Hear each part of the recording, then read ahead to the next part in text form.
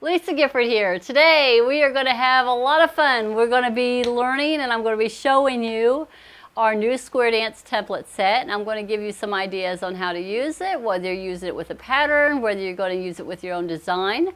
So we got a lot of different things that we're going to go over. I'm going to talk about some of the things that you need that's going to be really helpful in making this.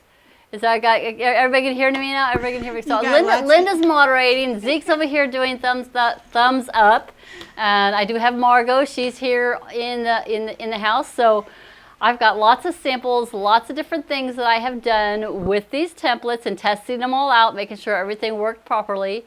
And then we're actually going to make today a placemat, and I'm also, if time permits, I'm going to show you how I made some cute little mug rugs, or coasters, but I'm going to show you how you can actually turn them into a mug rug too. So here it is. This is the packaging for the square dance template set. It comes in 3 pieces, and these are your 3 pieces. So you got all 3, 1, 2, and then here's the 3rd one. It's a little bitty. So you're going to see that on the templates it actually has 4, 10, 4, 3.5, 4, 5. So these work with the one that says 4, 5 works with our 5-inch squares. So I've got our Martelli 5-inch square template. The 3.5 here works with the 3.5-inch template. And then this one here, it says for the 10, I haven't put it on here yet, works with the 10-inch square template. So one of the things I would recommend, that the first thing you should do is get your Martelli marking tool or our little marker here, and I would go ahead and fill that in so that you know what that template is for. The one we're going to be working with today is going to be the smaller one. I'm going to show you using the smaller one, but I'm also going to mainly show you using the one that works with the 5-inch squares. That's for our demos today that we're going to be showing. But I'm going to show you some things that I've made with the other templates. And then another thing I like to do when I'm doing my templates is I like to go ahead and draw a line over my little registration marks. Those are my guides, for my seam guides. It just kind of gives me a better visual, because you're lining these lines up on the seams of the project that you have sewn when you first pieced it together. So this is a basic 3-step process in making these. So my process is I draw out my design, then I'm cutting my fabric, sewing it together into that design, and then I'm cutting it up again with the template, and then I'm re-sewing it together. So that's the process in making these, and Zeke's got it right there. Sketch, cut and piece, cut and assemble.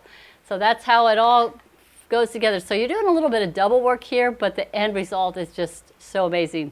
So here's another tool that I found very helpful in making these, is the Martelli, let me grab the books, I got them right over here. It's our quilt and design books, the So Much Therapy Quilt Block and Design.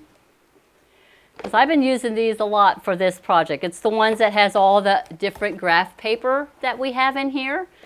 So of course I've been using mainly just the squares for this, because this whole project is done with just squares. 3.5-inch squares, 5-inch squares, 10-inch squares, whatever size that you want it to be. So this one is that original one that you see on the photo here, where if I thought, Zeke, if I would have known this was going to be on everything, I would have colored it a little bit better. So this was the very first one that I was designing here. Well, excuse me, not the first one. I think the first one I did was when I did the reef. This one right here is, I'm going to show you this one. I'm doing this one with 3.5-inch squares. This one was done with 5-inch squares. I've made this flag. I just drew it out. I kind of write up here in my notes how many reds, how many whites, how many blues I'm going to need. Here's another design for the pumpkin. Here's where I'm just playing with other designs here, just doing other things. And then projects I haven't done yet. Here I'm designing a tree. And I could put in some colored blocks in here to kind of give it like bulbs that are lighting on here. This one's going to be a big one, so that's why I felt we needed the smaller template, because this is a big snowman. Could you imagine how big this would be if it was 5-inch squares? So it makes it more manageable if it's 3.5-inch squares. And then you're going to count out how many squares of each color that you need. And again, I'm going to show you how this math book helps you with how much yardage you're going to need. And then just here's another design for the pumpkin. So I talked about that math book, that quilt formula book. So let me grab the, let me see, I'll grab one where I actually have it all calculated out. I'm going to say it's like this pumpkin here, this one here on the one that I've done. I counted out all my squares. So I know I needed 4 yellow, and I made this really scrappy. I needed 3 brown squares, and I did this one in 5-inch squares. You could also have done it in 10. I needed 24 green. So I know that they're 5-inch squares, so how much yardage would I need if I was making a solid color of squares? So if I was to grab this little book, there's an actual formula in here, so it's number of squares from Pacific yardage amount. Well, I need 24 green squares. Well, if I have a quarter yard, I can get 8 of them. If I have a half yard fabric, I can get 24 squares. If a 3/4 yard or a yard, it lets me know how much yardage I'm going to need to make that amount right there. I needed 24 green squares, so if I wanted to just do it in a solid color, not be scrappy, I only need a half a yard. So that works out really good. Oh, and I get the names of the binders. They're called the large plan binder and the small plan binder. So we have them on the website. Be sure to go to the website and check those out. I posted links of both of them. Did you get those? Thank you. That's awesome. So then the purple. I'm looking at the purple here, and I have to have a total of 34 squares, 5-inch squares. So 5-inch squares, I need at least 3/4 of a yard to get 40 of them. So this is where I want you to think outside the box and not only think about, I need to get the pattern for it so I can design, so I can make these. We got some patterns. I brought them with me, some that we have on the website. But I want you to think about designing your own things. And then I'm going to show you a little bit later, I'm going to show you some different places that you can go to get some ideas so that you can make and design your own projects. Hey, Lisa. Yes. When you're at that design plan page where you have your snowman or whatever it is, I would love for myself to write 3 inches, 5 of the orange squares. I need 1/4 of a yard. Yeah. At 3.5 inches. For the 5-inch block, for the orange, I would need X amount. Yeah. So you have all that grid page that you can take notes there. Take notes. And you see where I do that. I do take notes and I put them on here. I just haven't filled in all the yardage because I made this all scrappy. I just went through my bin of scraps and I just pulled out all the colors. Pull that down a little bit so they can see your notes section. So like here's just notes that I made, all scrappy, 5 or 10 inches. And it's just telling me of the black and yellow features, I need 7 of the border, going all the way around, I need 44, 34 purple, 27 orange. It's a total, it's 11 by 13 rows, and it's 143 total squares. So that I just worked from that and then just built from that. Now, I have a system that I've always done for years. Anytime I cut and make projects, I save my scraps because then I cut them up into smaller pieces. So the usable pieces I do is 10 inches, 5 inches, 3.5 inches, and 2.5 inches. So I just went through my scrap bin and I pulled out all my oranges and all my purples and all my blues and all the different colors that I did. And that's where you probably have seen this one. It's not finished yet, ran out of time, but I wanted to show you where we're at the quilting phase right now on this one. Can y'all see that? How cute is that? Now when I first made this, it was big. So when you start sewing it down, it just shrinks it down by about 1/3, I would say, is what it totally brings it down. Because these were 5-inch squares, and then they work out to be about 3.5-inch squares once you start cutting them down. So that is the very one that we're talking about that's actually on the photo. The very first one I did in testing out the squares was this big 10-inch one. This is my big rainbow. These were done with 10-inch squares that I designed it all out, and then I cut it up with that template. You want to help me, Margaret, with this one? This one's a little awkward, a little big.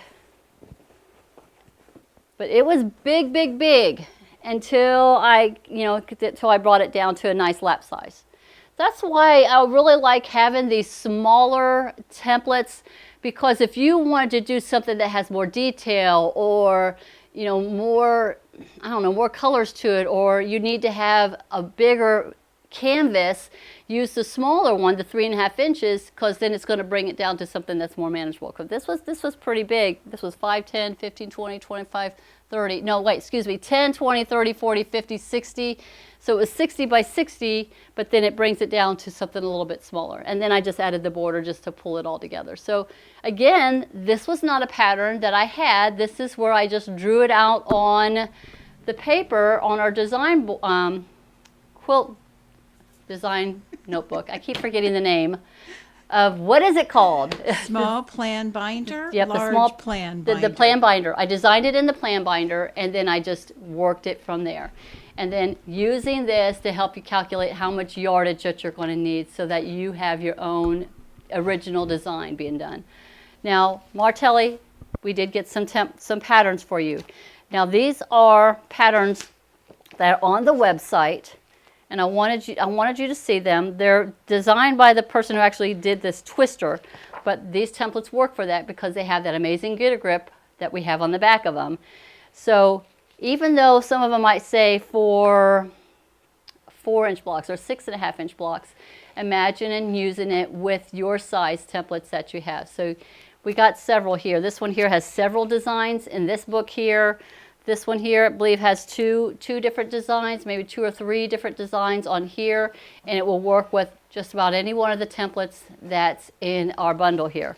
This one here has a bunch on here, and I get these into the sweet spot right here. So you got them here, twister. This one's called triple twister, so it's got that kaleidoscope look. So it's got a table runner. You can make a wall hanging all the way up to a king size quilt, depending on the size of the block that you're going to be making it with. So it's got all the fabric requirements on it. This one here has a bunch of different designs in here. Here's a reef. It's not the same as mine. It's a little bit different. Here's a different tree. So there's so many different ones that are in here. I thought this one was really cute. I found this one. I think this is a real popular. The gnomes are all the rage right now. So here's a cute little gnome design right here. And then here's this one. Be sure to pick these up if you're not feeling comfortable drawing your own. You know, grab some of these patterns that we have on the website and, you know, play with our templates. And if you don't have the design book, get it and get this little book right here because it's going to help you with, you know, getting your fabric requirements.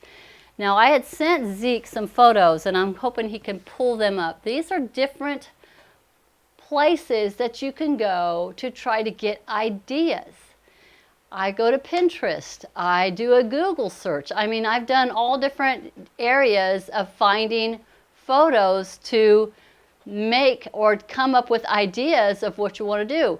Cross stitching, if you type in cross stitching or if you type in beading work. So here's just some ideas that I saw on just doing a general search of cross stitch patterns or beading patterns or, you know, grid patterns that I found that you could easily take any of these designs and impose them into a 3.5, a 5-inch, or a 10-inch block to be able to make your own pattern and then figuring out, okay, the colors, how much fabric am I going to need, or if you're going to make it all scrappy.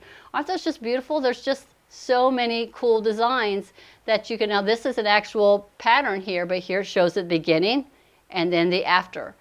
So you can go online. This was just beadwork, if I'm not mistaken. But they're perfect squares. I'm not seeing any half square triangles on this one. It's all squares. Could you imagine doing that with a 3.5 inch? I love this owl. How much dimension that is, and that would look really cool if it was done with this square dance template. Here's a reindeer. I mean, there's just so many different things that you can find out there. Keep going. I love, love, love this fox. I think that would be so cool to do in a scrappy, big, big quilt. Or it could be small. Here's a sunflower. Again, this is just simple cross stitch or beadwork, or I mean the pony beads. I love this one. I've seen this design out there. I'd love to see this one done in the, oh, that would be all about my daughter Amanda. She'd be all about that one. So that would be really cool. Love this bird. Again, this is where you can take these ideas and then draw them out and then utilize them to make your own projects. You don't have to be always in a pattern, but you can think outside the box and make it lots of fun and just make it nice and scrappy and have a good time with it. All right, I'm going to show you a couple more. Let's see, I'm going to show you the flag because that one was fun to do. I know we're not doing patriotic right now, but this one was very, very simple. I know, I loved how the look of this white, even though I did a white on white here, it just has this odd look to it that I wasn't expecting when I did this one, this white going across to here and this scrappy of the red. Again, I just drew this out with a design board or with a design paper and was able to make this. And then once you get it done, just add your little borders to it just to frame it in. And I'm going to walk over to the or the ironing station because I got this one hanging. This is one that's a work in progress. This one here, again, this was just gridded out in red, green, and white, all scrappy. And I want you to see that as I'm cutting my pieces, that I lay them up on top just so that I can go ahead and start the design. Because once you cut your piece, you're laying it on your seams here. That's why we have the window in the template. You're laying it on here. You're seeing this window. You're cutting around it, and then you're just giving it, why I called it a square dance, because that square is kind of dancing a little bit to the right. So you just give it a little twist. And I'm going to show you, like this one right here, this block was here. This block was here. So these are the places that they were. And again, this was something that I just drew out in this pattern. I just did red, green, and white and just drew them out. And then here's this corner one. This is the very first one I cut, was this one right here on the top. And when I get my grid all done, then I go ahead and put a border all the way around. And I do the border the same size as the blocks. So these were 3.5-inch blocks. So I've got a 3.5-inch solid border going all the way around. And it just kind of frames it all in. And then you just do then you start cutting. And I'm going to show you how to do that. So we're going to go ahead and, again, once you cut it, you bring it over and you just give it a little turn and it puts it in the right position. So let's go back over here and I'm going to show you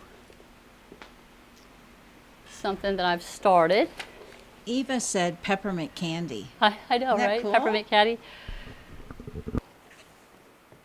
And right, Deb asked about the waist.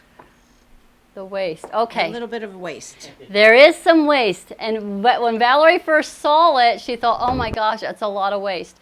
Could you grab the one, I think it's in that room, of the waist of the pumpkin. I think I got the waist of the pumpkin in there and the waist of the flag.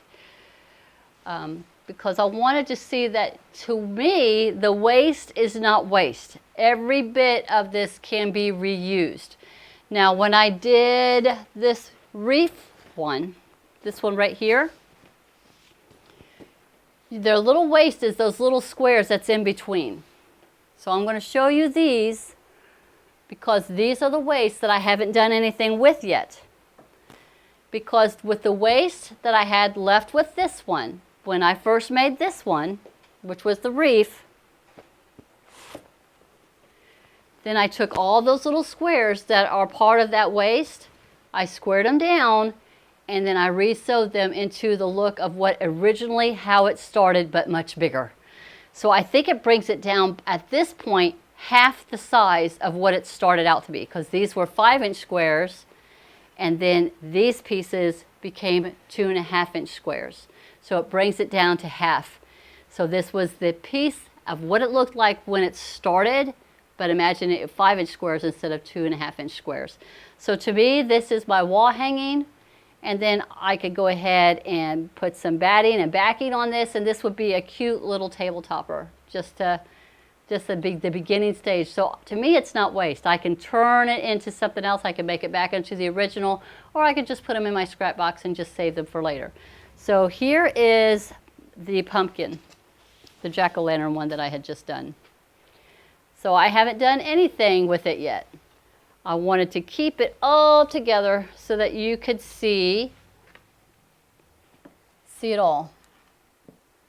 Yeah, grab this one over here. We're going to spread this out on the table so we can get it so y'all can see it, because this is the big piece that it was.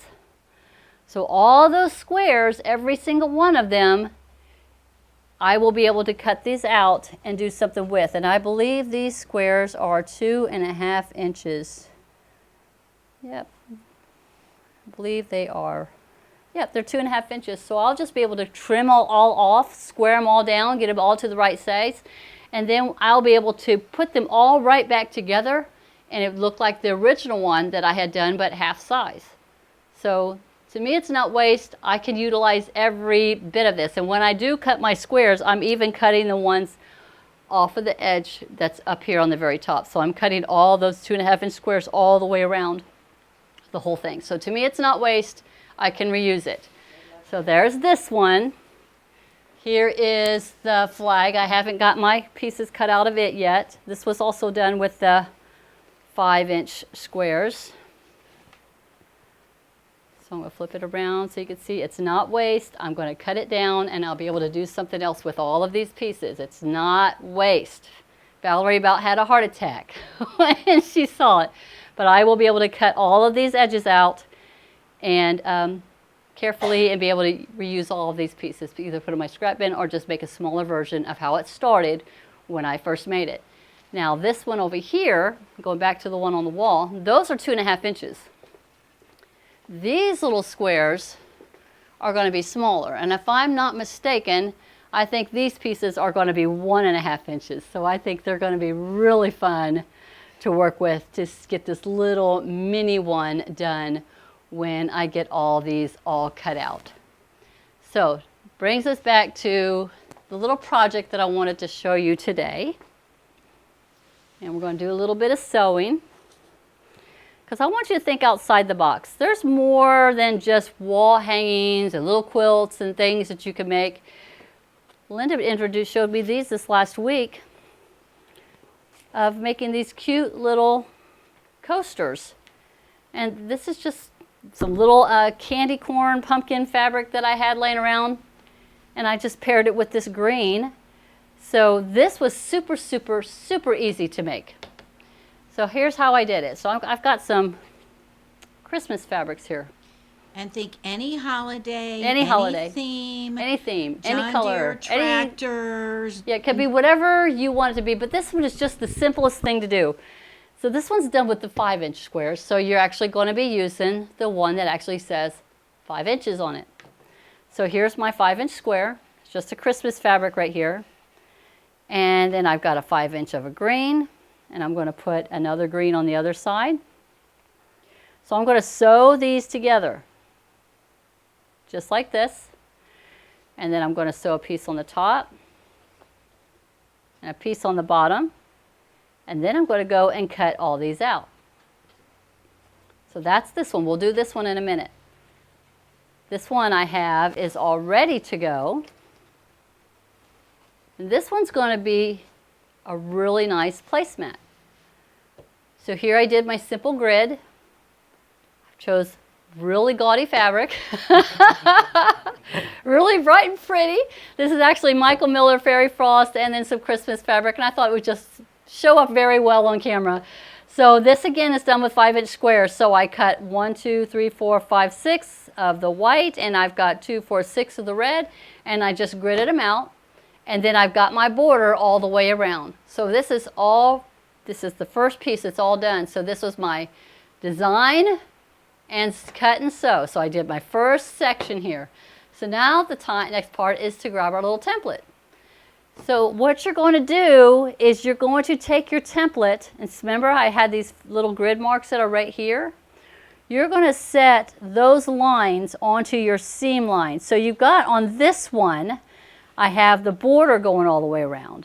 So I've got my seam here, it stops here. So I'm lining up these two onto the seam line, and then this one. So here's my lines here and here and here and here. And then here's my seam and here's my seam. So I'm just setting these onto the seam. Just dropping it right there. It doesn't have to be rocket science. It doesn't have to be perfect. But you got to get as close as you can right there onto those lines. And with that get a grip, it's holding it in place for me. So then you're just going to cut around it. So what I do is I just take my rotary cutter and I'm just cutting right up to the edge, and I just kind of rock it forward just a little bit. I don't go real hard forward. I'm just moving it just a little bit. Then I come over and I do another cut here. It's just holding it in place. Then I'm doing a cut here. I'm just rocking my blade just beyond the template.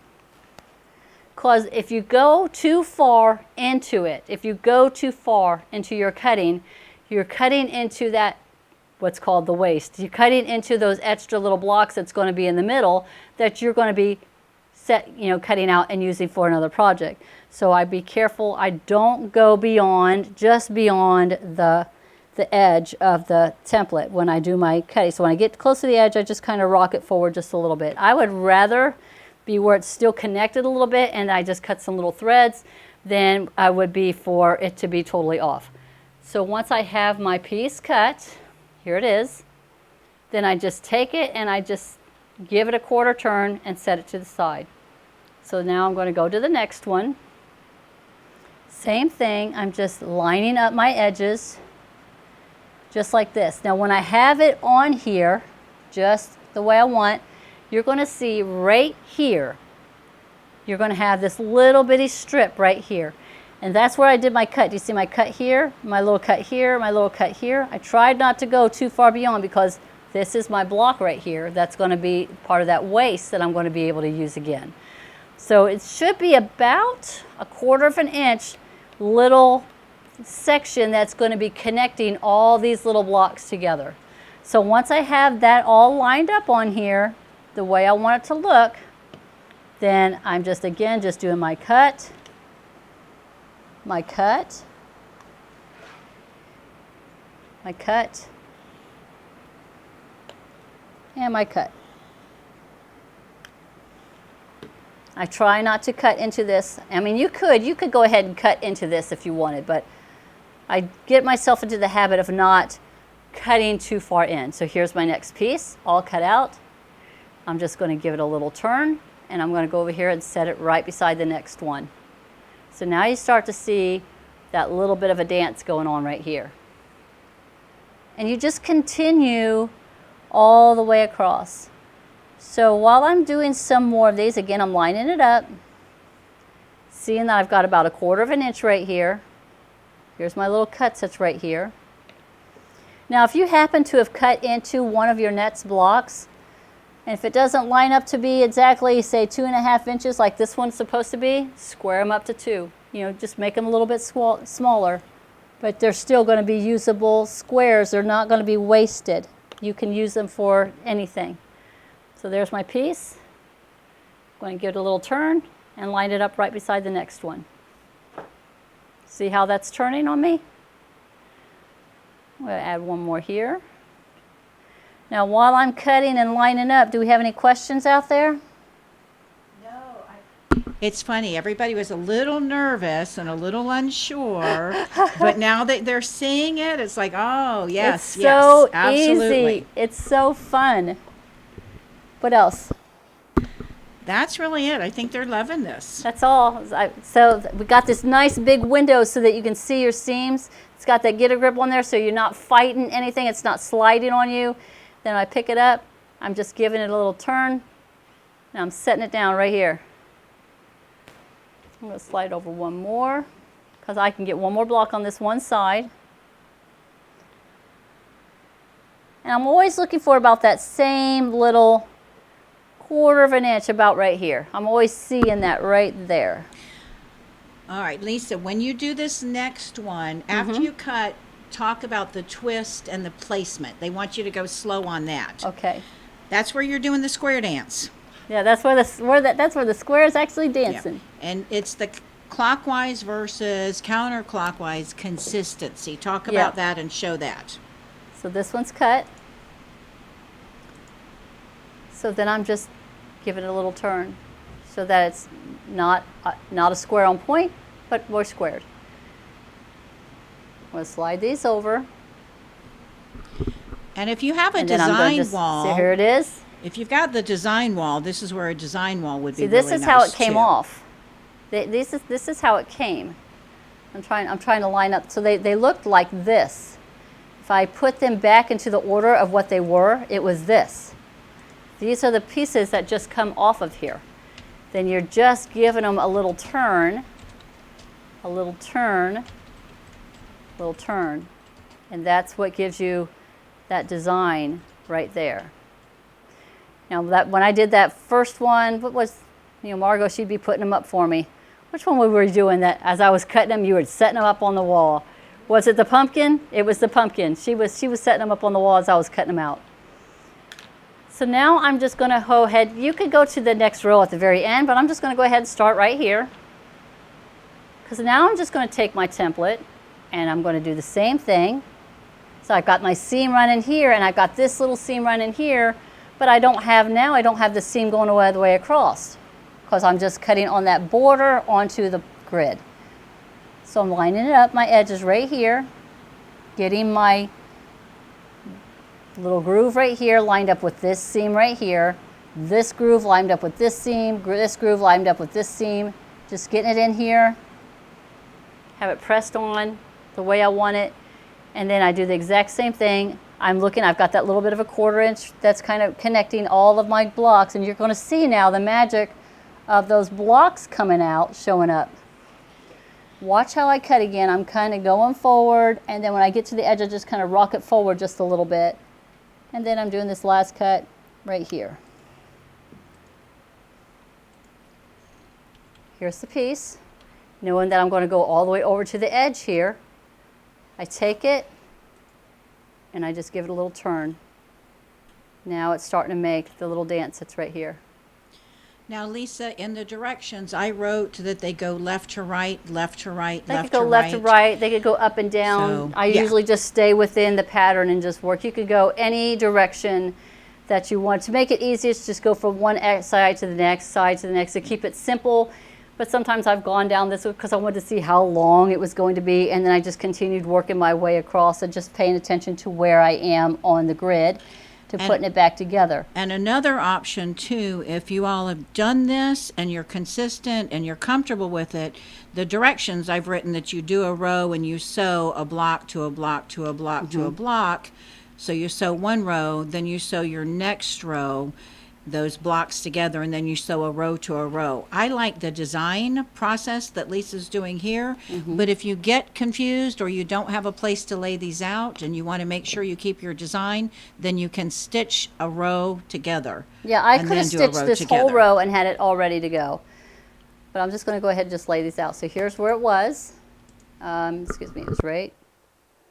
Got to get back to where it was. Where was it? Nope, that wasn't it. No, it's here. So here's where it was. I'm pulling it over, giving it that little turn, and I've got my first little twist going on right here. And there is our first waist block that I'll be able to use, and it is going to be, let's see, 2.5 inches. So it's going to be a little 2.5 inch block I'll be able to use. So go to the next one.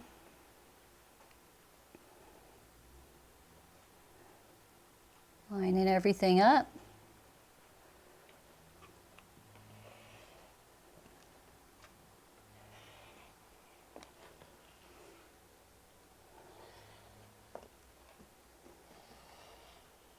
Giving it a cut. Taking my piece, bringing it over, giving it a little dance. Now, isn't that so much prettier? Doesn't look quite as gaudy when it's got the little twist going on. All right, so here's the next one. I thought this would be cute, cute, cute as a little table runner. And I'm thinking if my calculations are correct, if I was to just not add a border on it at all and just maybe did a stitch and flip with this one, I think it's going to work out to be about, what did we say, Margot? Do you remember what we thought the size of this table runner was, this little placemat was going to be? 16 or 17 and a half by 12 and a half. Yeah, it was going to be like the perfect placemat size. So here, I forgot to show you. So here it is. Here's the one I just cut. And I'm bringing it over and I'm just giving it a little dance. And it's fitting right into there. Now we're going right back to here. Get some of these templates out of the way. I gotta slide it over, get me on the mat. Lining up my edge and my edge. Lining up my seams.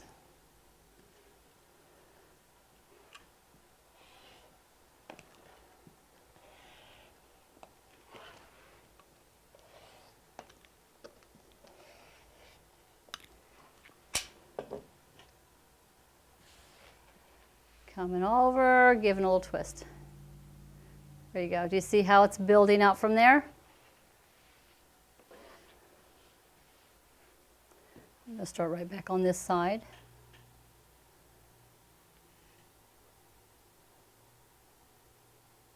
Any questions? No questions. Is anybody making one with me?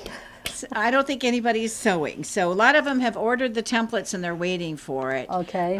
For them to arrive. We had, again, lots of hesitation, but now they're starting to see and they're saying, this is so cool. It is. This is awesome. They're starting to see it. I do over. have somebody that's posting tears and I can't figure out why. So if that's you, tell me how we can answer we any can make you questions. happy. I've posted that a couple times. I'm not sure if it's by mistake or Somebody's if posted somebody tears? has. Yeah, we've had a bunch of tears. So if there's something that's not making sense, let us know so that we can make sure you get your questions answered. How will you use the templates with the patterns that Lisa showed at the beginning that are packaged? Oh, that's easy. What was the question? So, how will you use the templates with the patterns Lisa showed? So those patterns are basically, when she showed you those grids, the ones that I had snowman done, and or all those cute designs that she showed, you're just going to do what you're doing here. Your directions will tell you probably to use acrylic templates that are out there. You're going to be using our Square Dance template instead. So it's going to, when you start to look at those patterns, you're going to say, oh man. We did have somebody that commented that they'd used the Twister acrylic and they slipped all over. Yeah. And they're really excited about having these. Yeah, I've had, years ago, I had that Twister acrylic, and it's great, but it did slide over. But these aren't going nowhere. I mean, these are staying right there in place. I'm hardly putting any pressure on it all. I'm just barely holding it down, just holding it in place so I can get my rotary cutter to do all my little cuts all the way around. Nothing is shifting or moving at all. It just stays right there in place. And that big window, I can see exactly where my seams are, and that these little grids come right out so that you can see exactly where everything is going to be, the little laser cuts that are in here. Okay, so Norma says this looks so easy that even Valerie can do it. I think so. She can get over all the waste. Now, Linda asked what squares go with these cutouts. Okay. So this 5 right here, the one I'm doing right here, it says 4, 5. It means it's 4 5-inch squares. This one here, the smaller one, it says 4 3.5-inch squares. So Zeke's pulled it up right here that shows you the actual dimension of the block, but that really doesn't matter so much unless you're going to be mixing other blocks with it. This right here is only, what, 2 1/4, but you use this with the 3.5-inch blocks. You use it with the 3.5-inch blocks. This one right here, this whole gridded pattern started off all 5-inch squares, and this is what I'm using to trim them down to do that square dance look. So this is actually 3.5 inches. So it takes something that would have been, if I would have had 5 rows by 5 rows, that would have been 25 by 25 inches. Then it's going to take it to 3.5 inches times 5. So it's going to be what, 18, 19, and 19.5 inches. So it's just going to bring it down to something that's more manageable. Now, what I really like about the smaller one that you use with the 3.5-inch squares, if you're doing a design, take for instance, I want to go back to this snowman because I wanted this to be a big full snowman, right? This huge thing right here. This big snowman, I got it in the sweet spot. Can you see that okay, Zeke? All right, so see this? So if I was to do this one in 10-inch blocks, 10, 20, 30, 40, 50, 60, 70, 80, 90, 100. 10, 20, 30, 40, 50, 60. That's 160 inches across. That's not including how far down it is. So even to me, making this in 5-inch squares was awful big. Let me see. That's why if I did it in 5, 10, 15, 20, 25, 30, 35, 40, 45, 50, 55, 60, 65, 70, 75, 80, 85, 90, 95, 100, 5, 10, 15, 20, 25, 125 inches just in the length of 5-inch squares. So that's why I thought, well, let me do, if I had this in a smaller dimension, a smaller size, then it's going to be more manageable at 3.5 inches, and then you're going to trim it down. So whatever that size amount was, I can't remember how many blocks total it was all the way across, but if I did it in 3.5 inches and then I get the squares to be 2.25, so now that's so much better. So 1, 2, 3, 4, 5, 6, 7, 8, 9, 10, 11, 12, 13, 14, 15, 16. So 16 times 2, what is that? That's 32. So basically this bigger thing is going to be more along about 36, 37 inches instead of how big by using the smaller template. Does that make sense? So if you're doing something like when he pulled up when he did his pictures earlier and he did that owl with all the different colors in it, or say I think there was a pelican or a penguin that he had done that I had found, to be able to take something like that and bring it down and make it a 3.5-inch squares, I would be able to get more of that detail, because I would, by having the smaller squares, than if I was to make it something like that with the bigger blocks, which would be losing it. It's almost like making a digital or a pixelated type of a project, and then you're putting that little twist to it. Does that make sense? Yes. I'm hoping that clarified a little bit on that one. Now, Janet has a question. Is there a guide to show if you want to make a design using pre-cuts? I have lots of pre-cuts to use up. How would I know if a pre-cut pack would be enough for the project before starting? Because I would not be able to get more of the same fabric. Well, sort of like, all right, like if I was doing that, let's see, how many blocks is in that one that's over there, or 5-inch squares? I guess it would depend on the project and what it is that you're doing. So like if I was to get a pre-cut block that was of Christmas colors, I could pretty much design probably a pretty cool design with those blocks, so that you could be able to bring it down. Okay, 81. There's 81 on that one, so it's 81. So I would have to have two. Let's see, normally in a 5-inch set, there's 42 blocks or 40 squares in a pack, so you'd have to have 2 packs of it that you would mix with it. I mean, it would depend on what the project is that you're doing, and what the colorway that you're doing. You know, like this one right here. Let me see, where's that one book? To me, this is something that would be absolutely beautiful if you was doing, say, with a preset, because you could take all of your colors and add this beautiful brown, darker strip down the middle. So you would design it with that darker strip, and then when you go to do all your cutting and doing that little bit of a square dance with it, then it would give this amazing muted look. So I hope that I answered that. It's going to be dependent on what project that you're doing. I would definitely look at the design plan book. Mm-hmm. I would look at the design plan book and, Yeah. go ahead and draw that out, and you'll be able to see I've got 5 orange squares in each row, 5 times 6 if I've got 6 rows, and then you should be able to count up, all right, I need 30 orange squares that are 5 inches. Yeah. And if you've got 10-inch layer cakes that you're using, so you can kind of play around with that. Do your designing first. I think when you first get started, the placemats, the coasters, do something simple so that it will start to make sense. Don't take on a big project to start with. Try That's why I something was wanting simple. to show you this little simple placemat that's literally, how many squares? I can't remember how many squares we started off with. 12 blocks. I think we had, 12. Yeah, 12 blocks.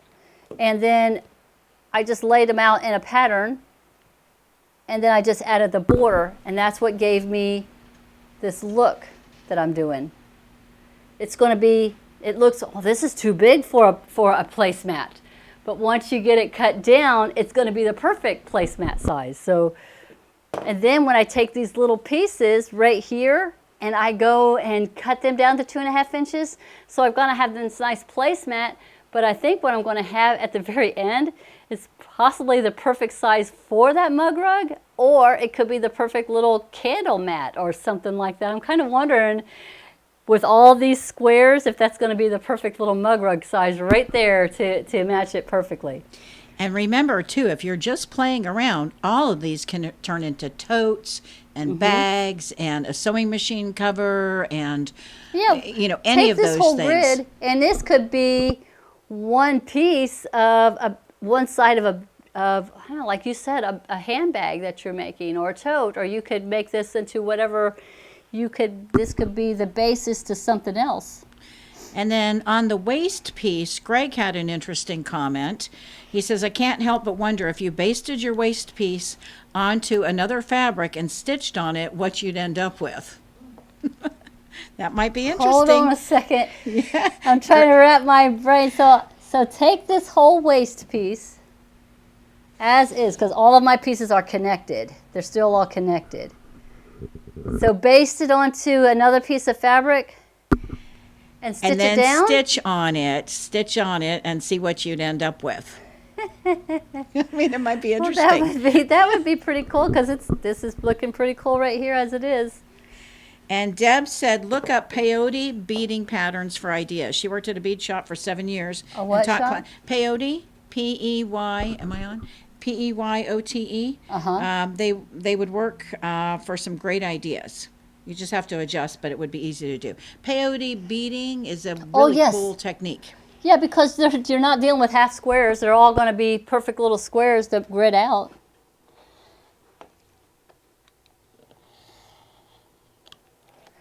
I think that's where I found the last photo of the flamingo. I think it was beads. Beadwork. All right, doing my little dance. I'm almost. Heather has a great idea. Oh, yeah? Stockings. Oh, my goodness. How cool would this be for a stocking? This would be the cool. So after I'd have this all sewed together, then I'd lay my template on here.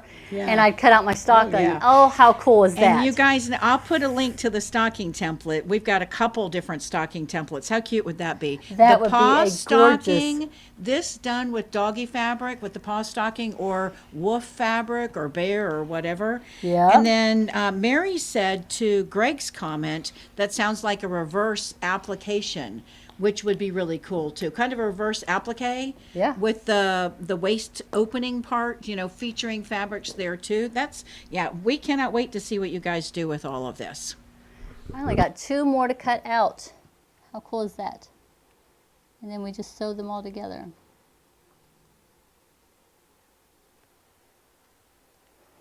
See, I didn't even make a sample of this. Margaret, didn't I just sew this last night? Yes. I just put it together. I thought I need something that I think would be eye-catching. We've had lots of hearts all throughout. 1 more to cut here. And finish up that pinwheel right there. My little dance.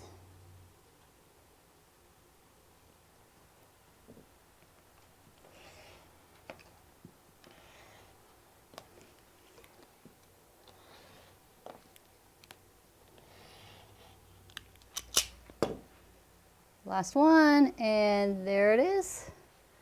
So here is our pieces, and I'm going to probably cut all of those little squares out and be able to sew all right back together. All right, so I'm going to set this aside. So that's this one. So I'm going to bring it all back over here. Like this.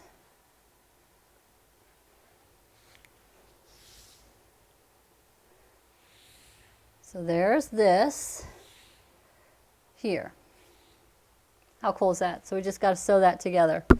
Now huh? And Amy said, Greg, make a walker bag. Yep. Another great idea. All right, to make these little coasters right here, you're just taking your piece. I'm going to slide this up a little bit. Get these out of the way a little bit.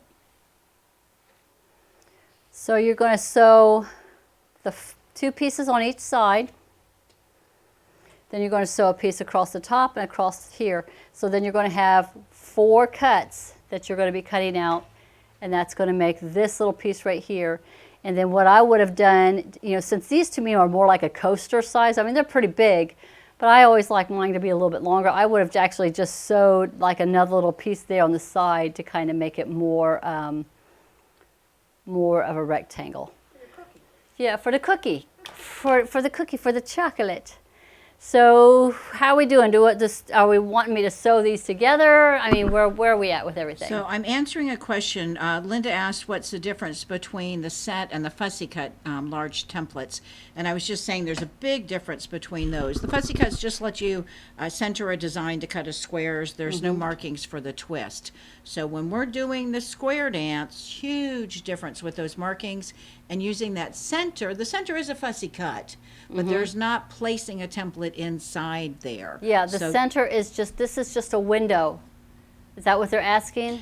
Yeah, I think so. Yeah, all this tell is us, a Linda, window. if that makes sense. So This is just a window so I can see my seam. So if you want to walk over here to this one, because I got that one already all cut up. and focus on the line. She may have missed that at the beginning. So all of the templates not only have your window for visual, you're not cutting inside this window at all. You're not cutting at all in here. And they all have lasered etched lines. That's your 30-degree turn. So I mark my lines with our metallic pen so I can see them. And I kind of like it where they're still a little hollowed out on the inside. I want to be able to see those lines because you're setting them on your seam. So say this right here, I want to cut this block out right here. So this template, my window is seeing my cross seam right here. And I am taking my seam, these little grids that etch into the laser etching, and I am lining them up on these seams. So I see my seam in the middle.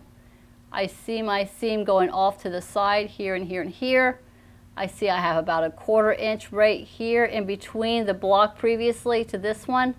And then I just keep this in place and I'm just cutting all the way around it. So like what I did here, I cut all the way around it, and then I take my piece and then I go ahead and I place it into the position. Lisa, go ahead and do that again because they're asking about the turning when you place it over there. So, Okay. you know, grab from there and then take your time. Here's the one that was previously cut. And I lined it up onto here, lined up my edges. I see my seam in the middle of my template, and I'm lining up my edge here, the etchings in my template, to the seams of what I had sewn together. Yeah. Then I cut all the way around, and then I pull that piece out. So that's the piece I just cut. Yeah. Now I take it and I give it a 1/4 turn to the right. I just give it a little turn. And then I come over here and I place it in the same position of what my layout is. And that's that block right here. And what I wrote in the direction was you're making it straight. If you think Yeah, about I'm when you're taking cutting it, it's at an angle. Yeah, I'm taking a block that almost looks like it's on point, and I'm making it so now that it's straight. So here's one that would have been cut out, and then I just bring it over. Here's how it was cut out. I'm going to line it up so you can see it. This is how it was cut right here. And now I'm just giving it a turn here, and my little turn here. That's how you get that look. Then you're going to sew all of these rows together. And Heather had a great question for an upcoming step. Does pressing your seams in a particular direction matter with these? Now, I did think that it did matter, and if you'll look on the back of this one, I have them going. So of course I wanted everything to nest. So I have one row that's pressed to the left, one row that's pressed to the right, so that everything is all nested together. And then when I sewed my rows together, I think I just pressed everything in one direction. My final pressing, pressed everything down. Now, when I go to sew these together, these seams are already pretty flat because I'm using that seam press. Now let me grab, let me go to this one over here so you can see it, because it's not finished yet. And that's the pumpkin, right? Let's grab it. Because once I had it done and sewn, you want to help me, Margot, lay this out? I'm going to open it up and we're going to pull it back so we can take a look at the back side. She's not sewn yet. It didn't really make a difference, I don't think, to answer that question, because they pretty much all stayed in place. I mean, they might have flipped a little bit on me as I was sewing them down, but then I sewed them together just like I do my regular sewing of rows, getting all the seams to just kind of, nest, and then I pressed them all down in one direction. This one needs to be, this one moved a little bit. But I sewed it just like, but here's those seams, they're not in the way of anything. And you're really not, what's really cool is you're really not matching up any seams from the twist. You're only going to be matching up the seams of the blocks as you're sewing the blocks together. So just like how you sew the blocks together to begin with, you're sewing the blocks together for the second part of the cutting. You're not worrying about matching up these pieces right here, the part of the twist, because they all just, there's no seams that you're having to line up. You're only matching up your crosses, you know, like your regular blocks that you're sewing your blocks. Does that make sense? So there wasn't really no trick to it, to sewing it all together. Every time I got done sewing, I just pressed them really good and used my seam press to make everything all nice and flat and crisp like this has turned out to be. And then when I get them all sewn, iron it down and sew just like I do before. Did that answer that question? I think that's what you were asking me. I was answering. Because you're not matching up any seams at all. You're just sewing the blocks just like you sewed the blocks the first time. And Eileen had a question about the directions. We just wrote directions for the packaging. So for those of you that bought the templates already, yeah, we've got new directions. The directions are basic directions. They're not a pattern, because we don't know how you're going to design, if you're going to do pumpkins or snowmen or whatever. And I think probably we'll put those directions on the website. These online. We'll let you know where those are going to go. This is just how to use the pattern. I did not include a pattern per se with the templates, because I want you to be able to design and do your thing, that anything that you want it to be. Of course, you can get patterns that's designed for this kind of a look, but I want you to look at designing and sketching out something and going with it and seeing how easy it is, because literally you're just cutting squares, sewing squares together, and then you're cutting it up and then you're sewing the squares together again.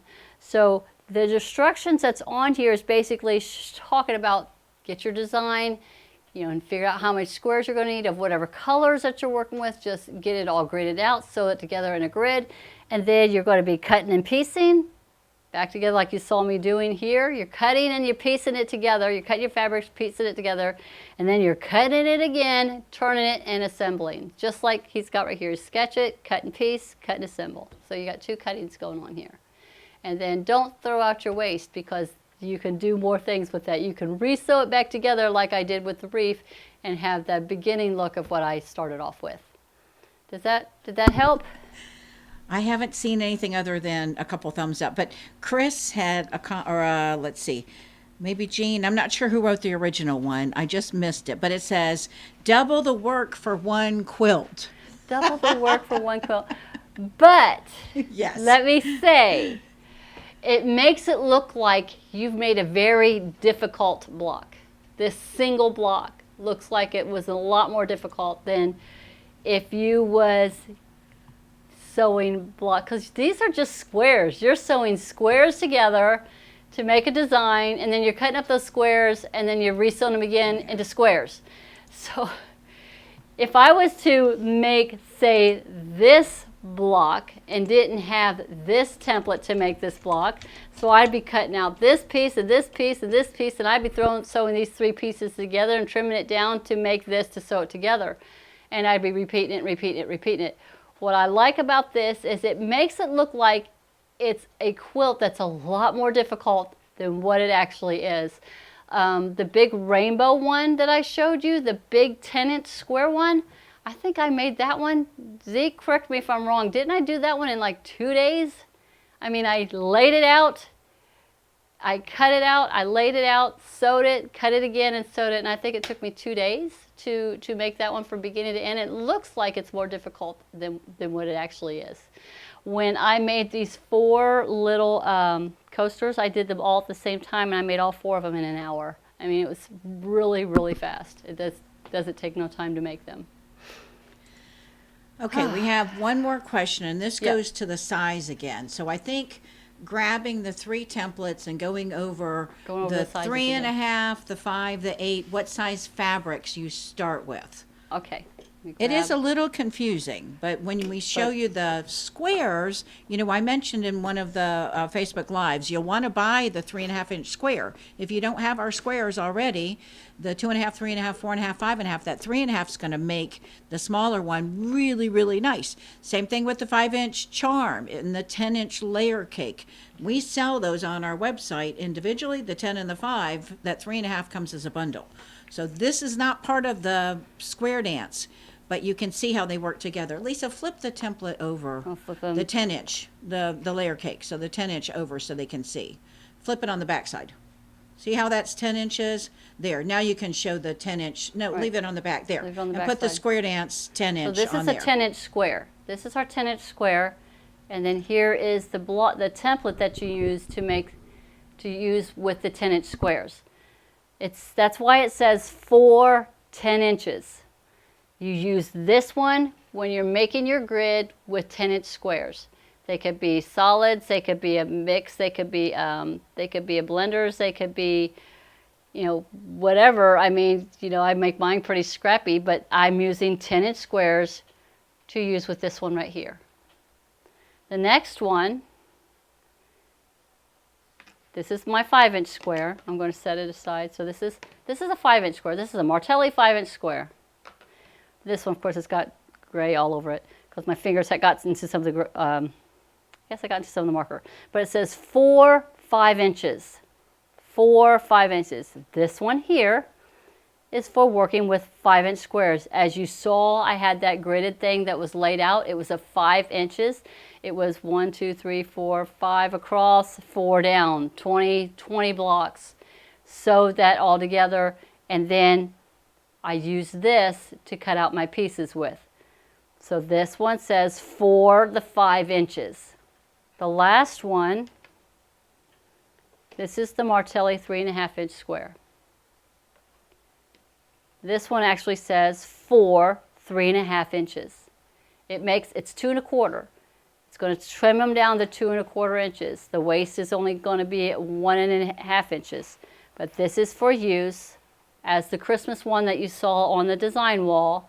That was all done with the 3.5-inch squares, and I'm using this template to cut out my square dance with. Now, a ruler that really works for this project is, if you have it, one of my absolute rulers to use is our Jelly Roll ruler, and I don't see it. Yeah, I got it right here. What I love about the Jelly Roll ruler is it is 10 inches, but it's also 5 inches. So if you need to cut a whole bunch of 5-inch squares, or if you need to cut a whole bunch of 10-inch squares, use the Jelly Roll ruler. You can get a whole bunch of them cut out at one time. So that's what these are for. Did that answer that question? Here's your 3 sizes. Here's what they work with. I think so. And then we had another great question. So Okay. from the waist, those squares that you're cutting out from the waist, somebody asked if we have templates that you can use to cut out the waist pieces into smaller squares. Okay, I'm glad you asked me that question. So this one here, which is the pumpkin, let me grab the pumpkin one. I'm going to pull it out. Set these aside. Good question. So when I go to start cutting all of these out, say out of this big pumpkin here, when I go to start cutting all these out, they are approximately 2.5 inches. So what I do when I go to start cutting all of these out, I kind of like trying to keep it in the same layout because I'm cutting them out, and then so I'm going to start at the top. Where is my top at? It's going to be the purple with the yellow moon. Here it is. So here's the top. So I worked with this as if I was working with it still laid out on the table. So I grabbed this yellow one right here, and knowing that this is probably a 2.5 inch block, I set my 2.5 inch template on here because it was 2.5 inches, lined it up onto here, and I just took my rotary cutter, and that's how I did it for all the other pieces. I just took my rotary cutter and I just kind of removed it from my little legs that was holding everything together, and then I just trimmed it up all the way around. So use the templates. So now I got my 2.5 inch block, and I'm just going to I will start laying it out as how I laid it out at the very beginning.